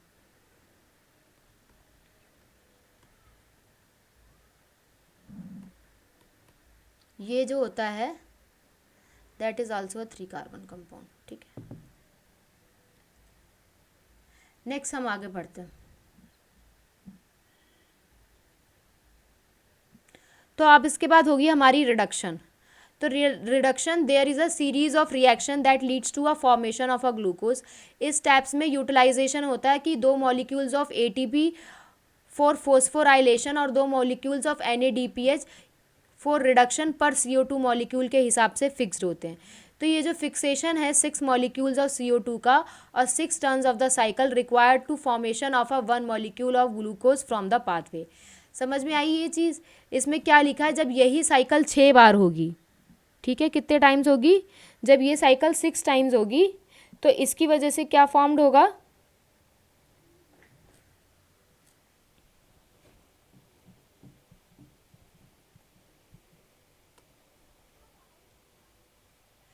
जब इस साइकिल के कितने टर्न होंगे, 6 टर्न होंगे, तब 1 ग्लूकोज फॉर्म्ड होगा। ठीक है,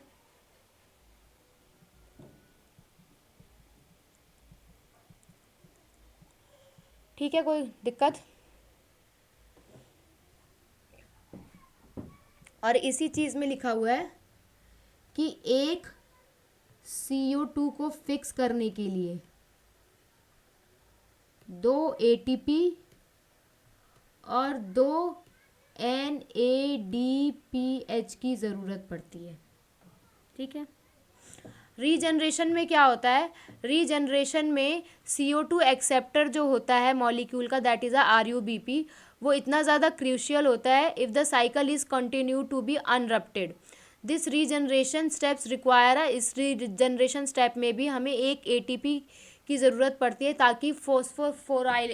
ताकि फोस्फोराइलेशन हो सके और वो दोबारा से RUBP में कन्वर्ट हो जाए।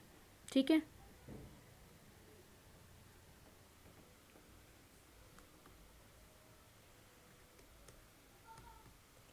ठीक है, तो ये इतना हमारा यहाँ पे क्लियर हो गया।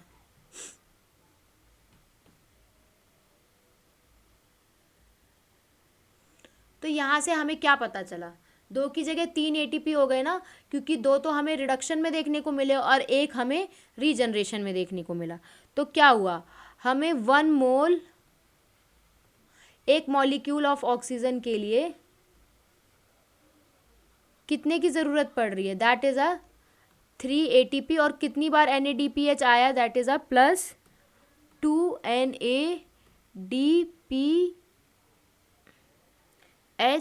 Plus H plus. ठीक है, और एक ग्लूकोज कब बनता है, जब 6 साइकिल होती हैं। तो जब अगर ये 6 टाइम्स होगा तो कितना हो जाएगा, कितने ATP की रिक्वायरमेंट, तो कितने ATP आ जाएंगे, that is a 18 ATP and 12 NADPH plus H plus. ठीक है, यही सारी चीज़ें लिखी हुई है, 18 ATP 12 NADPH 18 ADP 12 NADPH एक ग्लूकोज के लिए। ठीक है, ठीक है, ये सारी चीज़ यही लिखी हुई है। नेक्स्ट हम आगे मूव करते हैं C4 साइकिल की तरफ। तो जो C4 साइकिल्स होती हैं वो क्या होती है, plants that are adapted to dry tropical region that have a C4 pathway. ठीक है, जो प्लांट्स ड्राई ट्रॉपिकल रीजन में रहते हैं उनके पास C4 पाथवे देखने को मिलता है। इन प्लांट्स में जो C4 कार्बन 4 कार्बन का कंपाउंड होता है, that is a oxalo acetic acid, जो कि पहली बार CO2 फिक्सेशन करता है। ठीक है, और ये यूज़ करते हैं C3 pathway for Calvin cycle. ठीक है, और कैल्विन साइकिल के लिए कौन सा पाथवे यूज़ करते हैं, C3 पाथवे, जो कि मेन बायोसिंथेटिक पाथवे भी है। ठीक है, जो C4 प्लांट्स होते हैं बहुत ज़्यादा स्पेशल होते हैं क्योंकि इनके पास एक अलग तरीके की लीफ एनाटॉमी देखने को मिलती है। ये हाई टेम्परेचर को टॉलरेट कर सकते हैं, इनके पास हाई रिस्पॉन्स होता है to show a high light intensities. ये इनके पास जो एक प्रोसेस नहीं होता है, that is a photo respiration, because they have a greater productivity of biomass. ठीक है, क्लियर। तो इसमें क्या होता है, लार्ज सेल्स प्रेजेंट होती है वेस्कुलर बंडल के अराउंड। ऑफ C4 प्लांट्स में हमें किसकी ज़रूरत पड़ती है, बंडल शीथ सेल्स की और लीव्स की, जिनके पास बहुत अलग सी एनाटॉमी हो जिसे हम क्रैंस एनाटॉमी कहते हैं। ठीक है, इसके बाद इस बंडल शीथ में बहुत सारी लेयर्स होती हैं वेस्कुलर बंडल के around. They are characterize via, इनके पास लार्ज नंबर ऑफ क्लोरोप्लास्ट होते हैं। थिक वॉल जो होती है वो किसकी, इम्परवेसियस होती है ताकि गैसियस एक्सचेंज ना हो सके। नो इंट्रासेलुलर स्पेसेस प्रेजेंट होते हैं। अगर हम किसी भी C4 प्लांट का सेक्शन कट करते हैं तो हमें क्रैंस एनाटॉमी देखने को मिलेगी और डिस्ट्रीब्यूशन देखने को मिलेगा मीजोफिल सेल्स का। इनके एग्जाम्पल क्या होते हैं, दैट इज़ अ मेज एंड सॉर्गम।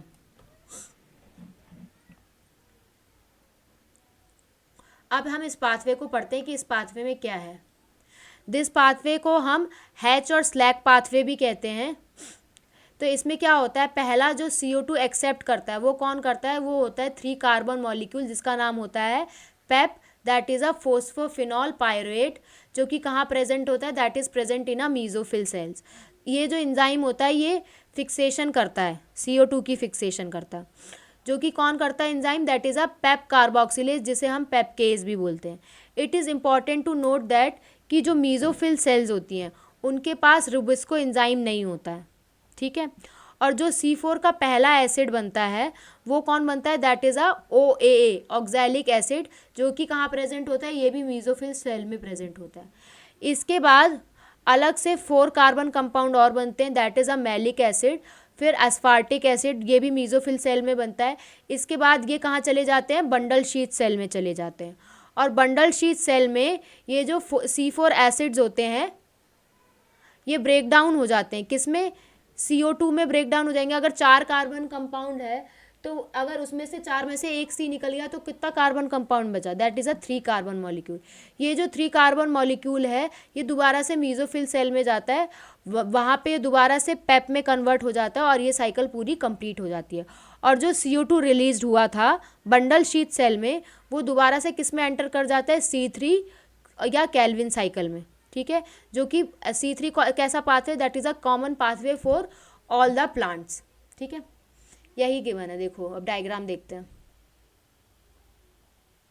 ये एटमॉस्फेयर है, यहाँ से CO2 आई, ठीक है, ये फोस्फोफिनॉल पायरेट है, यहाँ से ये फिक्सेशन हो गई, तो यहाँ पे C4 एसिड बन गया। कौन बना C4 acid, that is a oxalic acid. ये ऊपर वाली मीजोफिल सेल्स होती है, नीचे वाली बंडल शीथ सेल्स होती है। यहाँ से ये क्या कहते हैं, C4 वाला जो हमारा बना ऑक्सैलो एसिटिक एसिड, ये यहाँ गया, क्या किस में कन्वर्ट हो गया, that is into a malic acid. फिर मैलिक एसिड के बाद डीकार्बोक्सिलेशन हुआ तो ये CO2 निकल गया और ये C3 एसिड निकल गया, ठीक है। ये जो C3 एसिड था ये दोबारा से जाके ये जो C3 एसिड था, ये कौन सा C3 एसिड था, that is a pyruvic acid. और ये जो C3 पायरुविक एसिड है ये दोबारा से चला गया रीजनरेशन के लिए और फिर से वो फोस्फोफिनॉल पायरुवेट में कन्वर्ट हो गया। और ये हमारा जो CO2 बचा था ये दोबारा से किस में चला गया, केल्विन साइकिल के अंदर चला गया।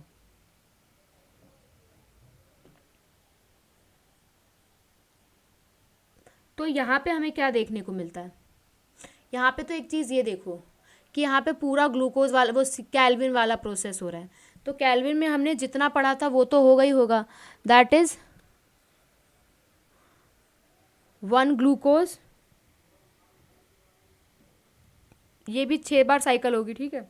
तो केल्विन में हमने क्या पढ़ा था, 18 ATP प्लस 12 NADPH, ठीक है।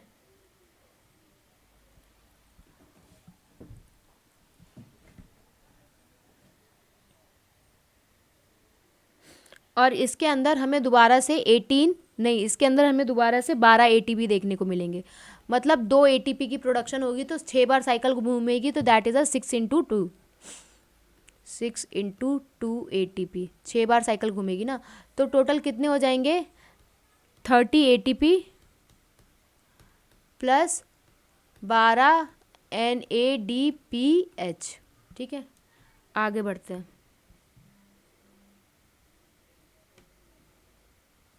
अगर हम आगे देखें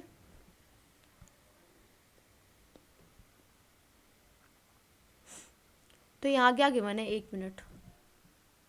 तो जो बंडल शीथ सेल्स होती हैं, जो हमारी नीचे वाली सेल्स होती है, उनके पास रुबिस्को एंजाइम प्रेजेंट होता है, ठीक है, ये तो हमें पता ही था, उनके पास रुबिस्को एंजाइम प्रेजेंट होता है, जबकि हमारे पास, लेकिन उनके पास क्या प्रेजेंट नहीं होता, पेप्केज।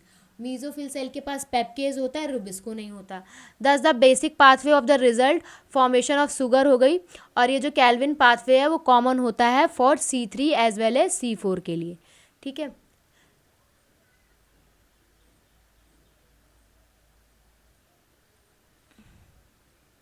अब इसके बाद हम आगे बढ़ते हैं, that is a photo respiration. तो फोटो रेस्पिरेशन क्या होता है, जो फोटो रेस्पिरेशन होता है जब हमारा RuBP CO2 के साथ कंबाइन हो जाता है तो वो 2 मॉलिक्यूल्स ऑफ 3 PGA देता है, ठीक है। तो रुबिस्को जो है वो सबसे ज़्यादा मोस्ट अबेंडेंट एंजाइम है पूरे वर्ल्ड में, ये हमने पढ़ा था। It is characterize by fact that it has a active site that bind to a both CO2 और O2, क्योंकि जो रुबिस्को होता है वो CO2 के साथ भी बाइंड कर सकता है और O2 के साथ भी कर सकता है, उसके नेम के हिसाब से, क्योंकि इसका नाम क्या होता है, राइबोलोज बाइफॉस्फेट कार्बोक्सिलेज एंड ऑक्सीजनेज, दोनों नाम प्रेजेंट है, तो इनकी वजह से इनके पास दोनों बाइंडिंग साइट प्रेजेंट होती है CO2 की, O2 भी प्रेजेंट होती है और CO2 भी प्रेजेंट होती है। तो इसमें क्या होता है, रुबिस्को, लेकिन उसके पास ज़्यादा एफिनिटी किसकी है, CO2 की। व्हेन द CO2 का रेशियो अगर हम O2 के साथ देखें तो वो नियरली इक्वल होता है, ठीक है। अगर ये बाइंडिंग कम्पिटिटिव हो जाए तो रिलेटिव कंसंट्रेशन और O2 और CO2 की डिटरमाइन करेगी कि कौन सा बाइंड करेगा एंजाइम। अगर हम C3 प्लांट्स की बात करें तो बहुत सारा जो O2 होता है वो बाइंड कर जाता है रुबिस्को के साथ, और जो CO2 की फिक्सेशन जो होती है वो डिक्रीज हो जाती है। तो यहाँ जो RuBP है वो कन्वर्ट किस में हो जाता है, PGA में, ठीक है। और O2 मॉलिक्यूल के साथ क्या बना लेता है, फोस्फोग्लिसरेट या फोस्फोग्लाइकोलेट, जो कि कितने का होता है, दैट इज़ अ 2 कार्बन का। तो क्या होता है कि जो हमारा RuBP है ऑक्सीजन के साथ कंबाइंड होकर क्या देता है, 3 PGA, 3 मॉलिक्यूल्स ऑफ PGA देता है 3 कार्बन के, और 2 क्या देता है, फोस्फोग्लाइकोलेट, जो कि क्या होता है, that is a 2 carbon compound. तो इसी को हम फोटो रेस्पिरेशन कहते हैं। ये जो फोटो रेस्पिरेटरी पाथवे होता है, इसमें ना ही शुगर की सिंथेसिस होती है ना ही ATP की, रादर ये जो रिलीज़ करता है CO2 का रिलीज़ करता है with the utilization of ATP। तो ये जो फोटो रेस्पिरेटरी पाथवे है, there is a no synthesis of ATP and NADPH। तो इसका जो बायोलॉजिकल फंक्शन है फोटो रेस्पिरेशन का, वो अभी तक हमें पता नहीं चला है। C4 प्लांट्स में क्या होता है, C3 की तो पता चल गई कि वहाँ पे 3 PG और ग्लाइकोलेट बन जाता है।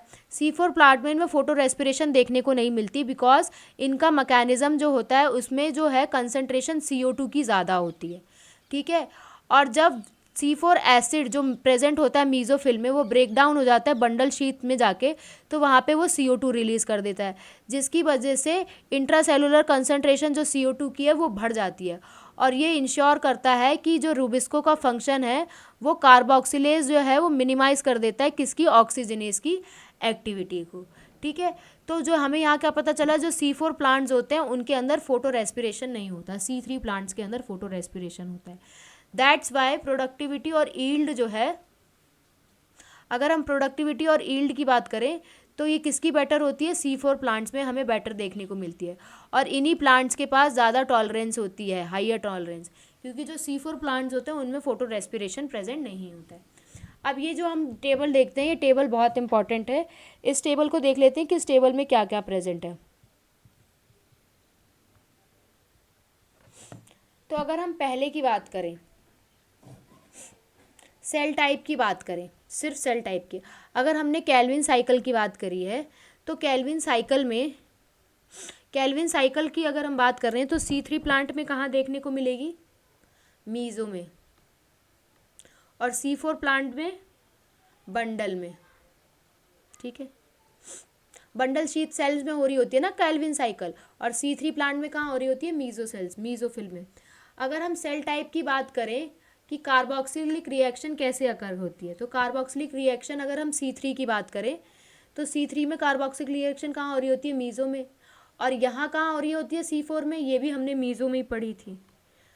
How many cell types does the leave that fix the CO2, तो CO2 को जो है फिक्स करता है वो कितने कार्बन कंपाउंड होता है, कौन सी सेल फिक्स करती है C3 वाले को, ठीक है। तो यहाँ पे आ जाएगा 1, यहाँ पे मतलब सिर्फ मीजोफिल करती है, और यहाँ पे कितनी बार CO2 फिक्स होती है, बंडल शीट सेल में भी हो रही होती है और हमारी मीजो में भी हो रही होती है, तो 2 जाएगी। अगर हम प्राइमरी CO2 एक्सेप्टर की बात करें तो C3 में कौन होता है, कौन एक्सेप्ट करता है, दैट इज़ अ RuBP, और इधर कौन करता है, दैट इज़ अ पेप, कौन से एंजाइम की प्रेजेंस में, पेपकेज में। Number of carbon in the primary CO2 acceptor, कितने नंबर ऑफ कार्बन प्रेजेंट होते हैं, तो यहाँ पे 5 कार्बन होते हैं, RuBP हमारा 5 होता है और पेप हमारा 3 होता है। और जो हमारा पहला प्रोडक्ट बनता है CO2 का, वो कौन सा बनता है, दैट इज़ अ PGA बनता है, और यहाँ पेप से क्या बन जाता है, OAA। ये जो फिक्सेशन हुई है प्रोडक्ट की, इनके क्या कार्बन होते हैं, इसके 3 कार्बन होते हैं, इसके 4 होते हैं। Does the plants have rubisco, जो C3 प्लांट्स है इनके पास रूबिस्को होता है, हाँ होता है। और जो हमारे C4 प्लांट्स है इनके पास रूबिस्को होता है, हाँ इनके पास भी होता है। डज द प्लांट हैव पेपकेज, हमने C3 वाले में पेपकेज पढ़ा था, नहीं, नो। और हमने C4 वाले में पढ़ा था, यस। तो which cell in the plants have rubisco, तो रूबिस्को कहाँ प्रेजेंट होता है, C3 में, C3 में कहाँ प्रेजेंट होता है, मीजो में, और इधर कहाँ मीजो कहाँ प्रेजेंट होता है, that is in a bundle. CO2 fixation rate under a light condition, तो CO2 फिक्सेशन किस में होती है, इसमें C3 में मीडियम में ही हो जाती है, यहाँ हाई। अगर हम फोटो रेस्पिरेशन की बात करें तो लो इंटेंसिटी पे क्या होगा, कुछ नहीं होगा। अगर हाई इंटेंसिटी की बात करें तो C3 प्लांट शो करेगा, C4 तो वैसे भी नहीं करेगा, ठीक है। और अगर हम CO2 की कंसंट्रेशन कम कर दें तो भी C3 में देखने को मिलेगा और इधर नहीं मिलेगा। अगर हम CO2 की कंसंट्रेशन बढ़ा दें तो इधर नो, इधर भी नो। टेम्परेचर जो है वो C3 के लिए कितना होना चाहिए, दैट इज़ 25 से 30 और इधर 30 से 40। अगर हम एग्ज़ाम्पल की बात करें तो यहाँ पे हमने C4 के एग्ज़ाम्पल तो लिखे हुए हैं, दैट इज़ अ मेज़ एंड सॉरगम। इसकी बात करें C3 की, दैट इज़ अ वीट और राइस, गेहूँ चावल। ठीक है, नेक्स्ट हम आगे बढ़ते हैं। ये हमारा आज का लास्ट टॉपिक है, दैट इज़ कौन कौन से फैक्टर्स अफेक्ट करते हैं, फैक्टर्स अफेक्टिंग अ फोटोसिंथेसिस। तो हमारे कौन कौन से फैक्टर्स फोटोसिंथेसिस को अफेक्ट करते हैं। तो rate of photosynthesis very important to determine the yield of a plant including a crop plant. Crop plant के साथ साथ रेट, जो फोटोसिंथेसिस का रेट होता है वो बहुत ज़्यादा इंपॉर्टेंट होता है, डिटरमाइन करता है कि कितनी यील्ड होगी प्लांट की, क्रॉप प्लांट की कितनी यील्ड होगी। तो जो फोटोसिंथेसिस है वो अलग अलग फैक्टर पे प्रेजेंट होता है, दैट इज़ अ इंटरनल और एक्सटर्नल। अगर हम प्लांट के फैक्टर की बात करें तो number, size, age, orientation of leaves क्या है, मीजोफिल सील्स कैसी हैं, क्लोरोप्लास्ट कैसा है, इंटरनल CO2 कैसा है, उसकी कंसंट्रेशन क्या है, अमाउंट ऑफ क्लोरोफिल क्या है, इन सब पे डिपेंड करता है। ठीक है, ये तो सारे हो गए प्लांट के इंटरनल फैक्टर। अगर हम एक्सटर्नल की बात करें तो एक्सटर्नल फैक्टर्स क्या होते हैं, सनलाइट की अवेबिलिटी कैसी है, टेम्परेचर कैसा है, CO2 की कंसंट्रेशन क्या है, वाटर कैसा है। ठीक है, तो अगर जब हमारा प्लांट फोटोसिंथेसाइज करता है ये जो सारे फैक्टर्स हैं ये सारे साइमल्टेनियसली इफेक्ट करते हैं उसके रेट को। ठीक है, तो यहाँ पे अब हम आगे पहुँचते हैं। जब ये सारे सेवरल इफेक्टर्स जो होते हैं वो किसी भी केमिकल प्रोसेस को इफ़ेक्ट करते हैं, तो यहाँ पे हमारे ब्लैकमैन जो थे साइंटिस्ट 1905 में, उन्होंने एक फैक्टर लॉ इंट्रोड्यूस किया था, that is a law of limiting factor. इसका मतलब क्या है, if a chemical process is affected by more than one factor, अगर कोई भी केमिकल प्रोसेस हो रहा है और उसमें एक से ज़्यादा फैक्टर से की वजह से वो हो रहा है, देन उसका जो रेट है वो डिटरमाइंड होगा by the factor which is nearest to the minimal value. तो उसका फैक्टर उससे डिटरमाइन होगा जो कि मिनिमल वैल्यू की तरफ है। If the factor it is the factor which is directly affect the process of its quantity and is change. ये मिनिमल वैल्यू वाला कौन सा फैक्टर होता है, वो फैक्टर जो डायरेक्टली प्रोसेस को अफेक्ट कर दे और उसकी क्वांटिटी को चेंज कर दे। ठीक है, तो यहाँ पे हम पहले बात करते हैं दैट इज़ लाइट की। तो जो लाइट होती है तो उसमें हमें लीनियर रिलेशनशिप देखने को मिलता है इंसिडेंट लाइट और CO2 फिक्सेशन रेट का। ये इंसिडेंट चल रहा है, लीनियर रिलेशनशिप चल रहा है कब, लो इंटेंसिटी पे। जैसी हायर इंटेंसिटीज़ हो जाती है तो जो रेट होता है वो फर्दर इंक्रीज़ नहीं होता, अब इंक्रीज़ हो रहा है नहीं, यहाँ पे आके रुक गया। तो ये जो फैक्टर होता है ये क्या हो गया, लिमिटिंग हो गया। तो यहाँ पे ये इंटरेस्टिंग नोट करने की चीज़ है कि जो लाइट का सैचुरेशन है वो कब आता है, occurs at 10% of the full sunlight. जब पूरी सनलाइट हो रही होगी तो उसके 10% पे लाइट का सैचुरेशन आएगा। तो लाइट जो है that is rarely a limiting factor in nature. तो लाइट क्या है, दैट इज़ देखो ये इंक्रीज़ हो रहा है, इंक्रीज़ हो रहा है, यहाँ पे आके रुक गया, फिर यहाँ पे आके ये सैचुरेट हो गया। तो जो इंक्रीज़ इन इंसिडेंट लाइट, अगर इंसिडेंट लाइट में इंक्रीज़ हो रहा है बिना beyond this limit, beyond a point, तो वो ब्रेक डाउन कर देगा क्लोरोफिल का और फोटोसिंथेसिस को डिक्रीज कर देगा। ठीक है, क्लियर है यहाँ तक। अब नेक्स्ट हम बात करते हैं कार्बन डाइऑक्साइड की। तो कार्बन डाइऑक्साइड जो है that is a major limiting factor for a photosynthesis. तो अगर हम कंसंट्रेशन की बात करें तो CO2 की कंसंट्रेशन हमारे एटमॉस्फेयर में बहुत कम होती है। कितनी होती है, दैट इज़ 0.3 से 0.4% होती है। अगर इसकी कंसंट्रेशन 0.05 पहुंच जाती है तो ये इंक्रीज इन CO2 की फिक्सेशन रेट को इफेक्ट कर देता है। बियॉन्ड दिस लेवल ये डैमेज भी कर सकता है ओवर अ लॉन्गर। अगर इससे ज़्यादा और हो जाती है तो ये डैमेज कर देगा। अगर हम C3 प्लांट्स की बात करें और C4 प्लांट की बात करें तो लो लाइट कंडीशन में कोई भी अगर लाइट की कंडीशन लो है तो जो अगर हाई CO2 की कंडीशन है तो ना ही C3 इफेक्ट करेगा ना ही C4 इफेक्ट करेगा। लेकिन अगर हाई इंटेंसिटीज़ गिवन है, at high light intensities, light की जो इंटेंसिटी है वो बहुत ज़्यादा है, तो जो C3 और C4 प्लांट है दोनों के दोनों अपनी फोटोसिंथेसिस की रेट को इफेक्ट करेंगे। अगर लाइट ही कम है तो CO2 की वजह से ना ही C3 में फ़र्क पड़ेगा ना ही C4 में। अगर लाइट बहुत ज़्यादा है तो वो उसका चेंज C4 में भी देखने को मिलेगा और C3 में भी देखने को मिलेगा, तो रेट ऑफ फोटोसिंथेसिस अफेक्ट हो जाएगी। तो यहाँ पे नोट करने वाली बात ये है कि जो हमारा C4 प्लांट होता है वो 360 माइक्रोलीटर पे शो करता है, और जो हमारा C3 प्लांट होता है उसमें जो CO2 की कंसंट्रेशन होती है दैट इज़ 450। ठीक है, तो C3 में हमारी 450 होती है और C4 में हमारी 360 होती है। जो C3 प्लांट्स हैं वो हायर कंसंट्रेशन शो करते हैं। ठीक है, देखो दे रखिए 450 है, हायर कंसंट्रेशन शो कर रहे हैं क्योंकि ये इनके लिए हमें फोटोसिंथेसिस के लिए इंक्रीज रेट चाहिए होता है ताकि हायर प्रोडक्टिविटी हो सके। कहाँ पे? ग्रीन हाउसेस क्रॉप में, such as tomato, bell pepper. So they are allowed to be grow in a carbon dioxide and rich atmosphere that leads to a higher yield. तो इसी वजह से जो C3 प्लांट्स हैं उनको हम ऐसी जगह रखते हैं जहाँ पे कार्बन डाइऑक्साइड बहुत ज़्यादा हो, एनरिच्ड एटमॉस्फेयर हो, ताकि बहुत ज़्यादा यील्ड हो सके। अगर हम टेम्परेचर की बात करते हैं तो टेम्परेचर जो होता है that is a dark reaction being enzymatic are temperature control. ठीक है, जो भी डार्क रिएक्शन होती है अगर वो एंजाइमेटिक है तो वो सारी की सारी टेम्परेचर कंट्रोल होती है। जो लाइट रिएक्शन होती है वो टेम्परेचर सेंसिटिव होती है क्योंकि वो क्या होती है, वो बहुत कम लेज़र एक्सटेंट पर इफ़ेक्ट करती है।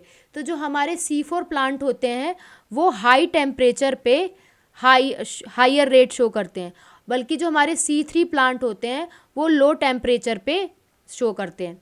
तो ये जो टेम्परेचर ऑप्टिमल होता है फोटोसिंथेसिस का वो डिफरेंट प्लांट के लिए अलग अलग होता है क्योंकि जो हर प्लांट है वो अपने अपने हैबिटेट पे प्रेजेंट होता है, उन पे अडेप्टेड होता है। तो जो ट्रॉपिकल प्लांट्स होते हैं उनके लिए हमें हाइयर टेम्परेचर का चाहिए एज़ कम्पेयर टू वैसे प्लांट जो टेम्परेट क्लाइमेट में रह रहे हैं। ठीक है, तो ट्रॉपिकल प्लांट के लिए हमें ज़्यादा टेम्परेचर चाहिए होता है as compare to temperate climate.